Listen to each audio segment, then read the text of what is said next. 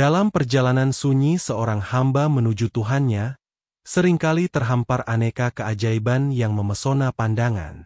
Kemampuan luar biasa, atau yang dikenal sebagai karomah, terkadang disingkapkan oleh Allah kepada para kekasihnya sebagai tanda kemuliaan dan pembenaran. Namun, bagi seorang arif yang telah sampai pada gerbang makrifatullah, semua keajaiban itu tak lebih dari sekadar riak kecil di samudra kerinduan kepada sang kekasih sejati. Ia memahami dengan segenap jiwa bahwa karomah bukanlah tujuan. Ia hanyalah bebatuan indah di tepi jalan, yang jika terlalu asyik dipandangi, justru akan melalaikan dari tujuan akhir perjalanan itu sendiri. Seorang yang telah tercerahkan mata batinnya akan memandang karomah sebagai sebuah ujian. Ia tidak akan terpedaya oleh kilaunya, tidak pula berbangga diri karenanya. Baginya, satu tarikan napas dalam istiqomah, konsistensi dan keteguhan di atas jalan ketaatan, jauh lebih berharga daripada 1000 kesaktian yang mampu menggetarkan dunia. Sebab ia tahu, tujuan hakikinya adalah Allah semata, bukan anugerah-anugerah luar biasa yang menyertainya. Perjalanan ini adalah perjalanan menuju Sang Pemberi Karunia, bukan terpaku pada karunia itu sendiri. Karomah, secara bahasa, berasal dari kata karama yang bermakna kemuliaan atau kehormatan. Ia adalah peristiwa luar biasa yang Allah anugerahkan kepada para walinya, hamba-hamba yang saleh, sebagai bentuk pemuliaan. Kisah-kisah seperti Maryam yang mendapatkan makanan dari sisi Allah tanpa perantara, atau Asyabul Kahfi yang ditidurkan selama ratusan tahun, menjadi bukti nyata akan adanya karomah ini dalam lembaran sejarah. Kemampuan berjalan di atas air, mengetahui isi hati, atau terkabulnya doa secara seketika adalah beberapa bentuk karomah yang seringkali terdengar. Namun, para sufi agung mengajarkan untuk senantiasa waspada. Karena di balik kemuliaan yang tampak, karomah sesungguhnya adalah sebentuk ujian yang dahsyat dari Allah. Ia adalah pisau bermata dua yang dapat mengangkat derajat seorang hamba jika disikapi dengan rasa syukur dan kerendahan hati, namun juga bisa menjerumuskannya ke dalam jurang kebinasaan jika disambut dengan kebanggaan dan rasa ujub. Imam Fakhruddin Ar-Razi mengingatkan bahwa seorang pemilik karomah sejati justru akan semakin bertambah rasa takutnya kepada Allah ketika karomah itu muncul, khawatir jika hal itu merupakan istidraj, sebuah kenikmatan yang diberikan untuk semakin menjauhkannya dari Allah. Oleh karena itu, seorang salik, penempuh jalan spiritual, sejati tidak pernah menjadikan karomah sebagai tujuannya. Hasrat untuk memiliki kesaktian atau kemampuan luar biasa adalah bisikan nafsu yang halus, yang dapat membelokkan arah perjalanan dari yang semula lurus menuju Allah, menjadi pencarian pengakuan dan kekaguman dari makhluk. Ia sadar betul bahwa fokusnya harus senantiasa tertuju pada Sang Pemberi, bukan pada pemberiannya. Sikap para wali sejati terhadap karomah adalah menyembunyikannya rapat-rapat, bahkan beristighfar ketika ia terpaksa menampakkannya.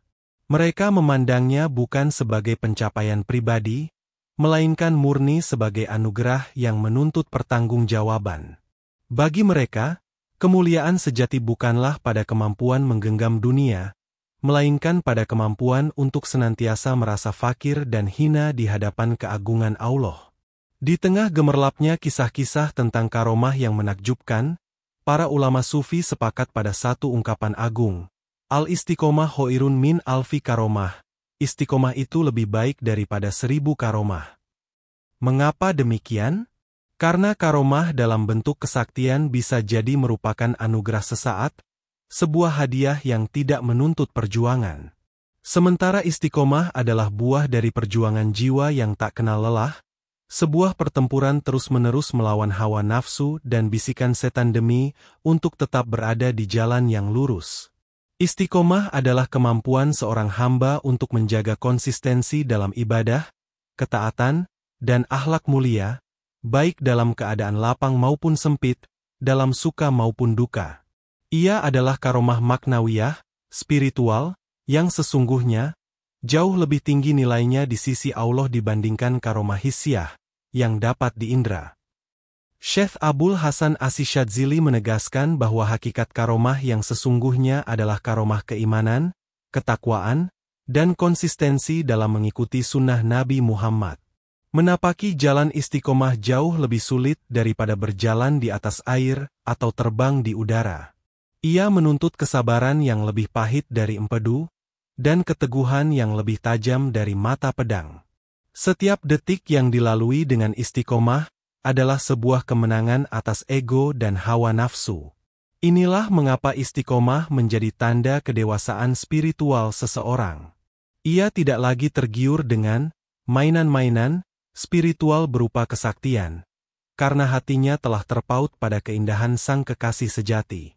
Seorang hamba yang dianugerahi istiqomah adalah ia yang mampu melakukan amal-amal kebaikan secara terus-menerus, meskipun sedikit. Sebagaimana sabda Rasulullah, amal yang paling dicintai oleh Allah adalah yang paling terus-menerus dikerjakan walaupun sedikit. Inilah karomah yang tersembunyi namun cahayanya menerangi langit dan bumi. Ia adalah bukti cinta yang tulus dari seorang hamba, sebuah persembahan yang tak ternilai harganya di hadapan singgasana ilahi. Salah satu bahaya terbesar yang mengintai di balik anugerah karomah adalah penyakit hati bernama ujub, kagum pada diri sendiri, dan takabur, sombong. Ketika seorang hamba mulai merasa bahwa kemampuan luar biasa yang dimilikinya adalah hasil dari kehebatan ibadah atau kesucian dirinya, saat itulah ia telah terperosok ke dalam perangkap setan yang paling halus. Ia lupa bahwa segala daya dan kekuatan hanyalah milik Allah semata. Ujub adalah pintu gerbang menuju kesombongan. Seseorang yang ujub akan merasa dirinya lebih unggul dari orang lain, memandang rendah mereka yang tidak memiliki keistimewaan sepertinya. Penyakit ini sangat berbahaya karena ia dapat menghanguskan seluruh amal kebaikan, bagaikan api yang melalap kayu bakar. Imam Al-Ghazali mendefinisikan ujub sebagai tindakan mengagungkan diri sendiri dan menganggap agung perbuatan yang telah dilakukan. Seorang yang telah mencapai tingkatan makrifat akan sangat waspada terhadap penyakit ini. Setiap kali karomah tampak pada dirinya, ia akan segera mengembalikannya kepada Allah. Ia akan berkata dalam hatinya, "Ini adalah ujian dari Tuhanku, untuk melihat apakah aku bersyukur atau kufur."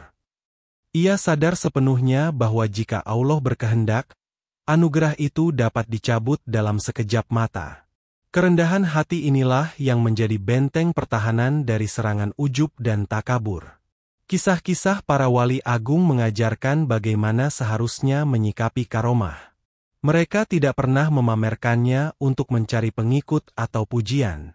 Ketika Abu Yazid Al-Bustami diberitahu tentang seseorang yang bisa berjalan di atas air, beliau dengan tenang menjawab, "Burung pun dapat terbang di udara dan ikan dapat berenang di atas air."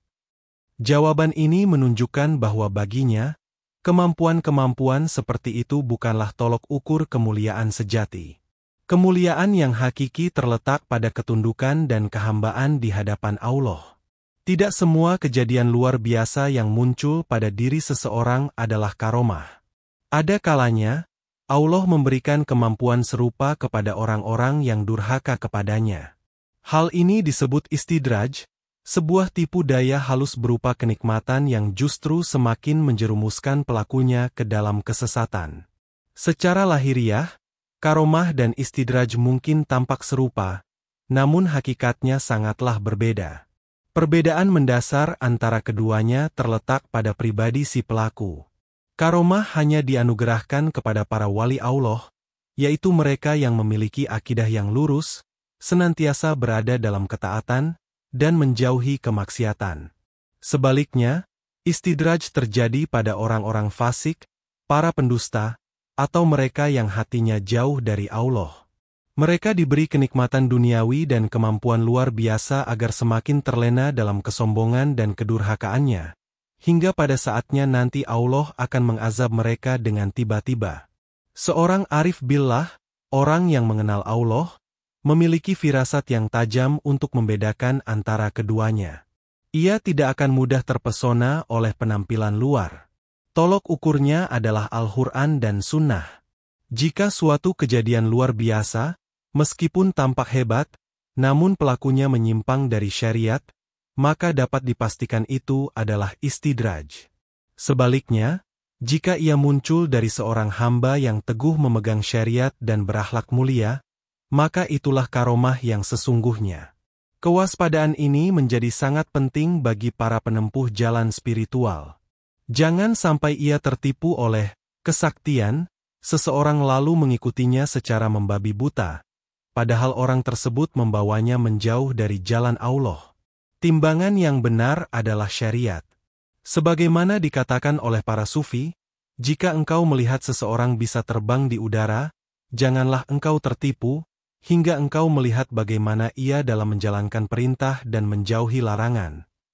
Inti dari makrifatullah adalah kesadaran penuh bahwa satu-satunya tujuan dalam hidup ini adalah Allah.